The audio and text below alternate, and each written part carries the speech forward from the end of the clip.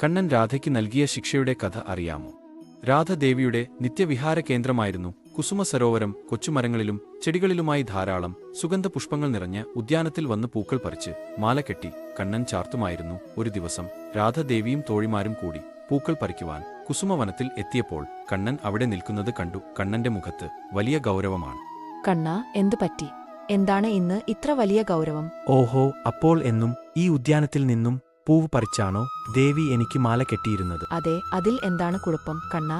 ഓഹോ, എന്റെ തോട്ടത്തിൽ വന്ന് എന്നോട് ചോദിക്കാതെ പൂക്കൾ പറിക്കുന്നത് ശരിയാണോ ദേവി? ഈ ഉദ്യാനം എങ്ങനെ കണ്ണന്റെ ആകും? ഈ ഉദ്യാനത്തിലെ ഒരു ചെടിയോ മരമോ കണ്ണൻ നട്ടു നനച്ചതല്ലോ. ആഹാ, മോഷ്ടിച്ചതും പോരാ, എന്നെ അധിക്ഷേപിക്കുന്നവോ? നിനക്കു മോഷണക്കുറ്റത്തിന് ശരിയായ ശിക്ഷ ഞാൻ തരുന്നുണ്ട്. കണ്ണാ, മോഷ്ടിക്കുന്നവരെ ശിക്ഷിക്കാൻ പറ്റിയ ആൾ തന്നെയാണ് നീ. കേട്ടോ, ഗോപിഗൃഹങ്ങളിൽ പോയി വെണ്ണയും പാലും മോഷ്ടിക്കുന്ന കണ്ണ അന്ന് ആ മീനാക്ഷി മാമ്മിയുടെ ഉറിയിൽ കിടന്ന് ആടിയ കഥ ഞങ്ങൾ എല്ലാവരും കേട്ടിട്ടുണ്ട്. കേട്ടോ? ഇത് കേട്ട് തോഴിമാർ എല്ലാവരും പൊട്ടിച്ചിരിക്കുവാൻ തുടങ്ങി. കണ്ണൻ ലജ്ജിച്ച് തല താഴ്ത്തി ഒന്നും മിണ്ടാതെ അവിടെ നിന്നും പോയി. കണ്ണന്റെ വിഷമിച്ചുകൊണ്ടുള്ള ആ തിരിച്ചുപോക്ക് അവരെ ഒരുപാട് വിഷമിപ്പിച്ചു. സാധാരണ ഇത്തരം കാര്യങ്ങൾ പറയുമ്പോൾ കണ്ണൻ വാദിച്ച് ജയിക്കാറുള്ളതാണ്. തന്റെ പരിഹാസം കുറച്ചുകൂടി പോയോ?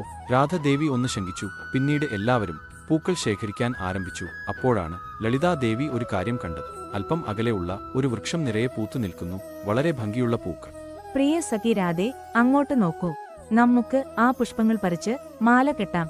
രാധേ, നീ ഇത് കണ്ണന്റെ കഴുത്തിൽ ചാർത്തുമ്പോൾ എല്ലാ പിണക്കങ്ങൾ മറന്ന് ആ കണ്ണൻ നിന്നെയും അവന്റെ മാറോട് ചേർത്ത് മറ്റൊരു വനമാലയേക്കും.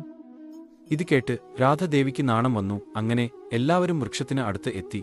ആ വൃക്ഷത്തിൽ കയറാതെ പൂക്കൾ പറിക്കുവാൻ സാധിക്കില്ല. ഇനി എന്തു ചെയ്യും? അപ്പോൾ ഒരു തോഴി പറഞ്ഞു, അതാ അവിടെ ഒരു ശിഖിരം ചാഞ്ഞു നിൽക്കുന്നുണ്ട്. അതിൽ എത്തിപ്പിടിക്കാൻ സാധിച്ചാൽ നിറയെ പുഷ്പങ്ങൾ പറിക്കാം. എല്ലാവരും കൂടി ശ്രമിച്ചു, എന്നാൽ നടന്നില്ല. ഒടുവിൽ രാധ ഒരു ചെറിയ ചില്ലയിൽ എത്തിപ്പിടിച്ചു. രാധ തന്റെ 2 കൈകളും കൊണ്ട് വലിച്ചു പിടിച്ചു. തോഴിമാർ പൂക്കൾ പറിച്ചുകൊണ്ടിരുന്നു. പെട്ടെന്ന് ആ മരച്ചിലയിൽ നിന്നും കണ്ണൻ ഒറ്റച്ചാട്ടം. രാധദേവിയും ആ ചില്ലയും മുകളിലേക്ക് ഉയർന്നു പൊന്തി. രാധ അതിൽ തൂങ്ങിക്കിടക്കുന്നു. കണ്ണൻ പൊട്ടിച്ചിരിച്ചുകൊണ്ട് പറഞ്ഞു, മിത്രങ്ങളെ, ഓടിവരൂ. ഇതാ പൂക്കൾ മോഷ്ടിച്ച രാധ മരത്തിൽ തൂങ്ങി ആടുന്നു. ഞാൻ വെണ്ണ മോഷ്ടിച്ച് ഉറിയിൽ തൂങ്ങി ആടി എന്നല്ലേ നിങ്ങൾ കേട്ടിട്ടുള്ളൂ? എല്ലാവരും കണ്ടുകൊള്ളൂ, പൂവ് മോഷണകാരിയായ രാധ അതാ മരത്തിൽ തൂങ്ങി ആടുന്നു.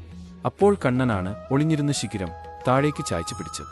ഗോപികമാർ കണ്ണനോട് പറഞ്ഞു, രാധയെ രക്ഷിക്കൂ. നിങ്ങളുടെ സഖിക്ക് ഈ കള്ളന്റെ സഹായം ഇഷ്ടപ്പെടുമോ എന്ന് പറഞ്ഞ് കണ്ണൻ രാധയെ ഒന്ന് നോക്കി. നിസ്സഹായതയോടെ രാധദേവി കണ്ണനെ നോക്കി. അങ്ങനെ കണ്ണൻ ആ ശിഖിരത്തിന് താഴെ എത്തി. ശിഖിരത്തിൽ തൂങ്ങിയ രാധയെ തന്റെ നെഞ്ചോട് ചേർത്ത് പിടിച്ച് രാധയെ താഴെ ഇറക്കി. അപ്പോൾ തോഴി പറഞ്ഞു, ഇതാ വനമാലയായി കണ്ണൻ രാധയെ നെഞ്ചോട് ചേർത്തിരിക്കുന്നു.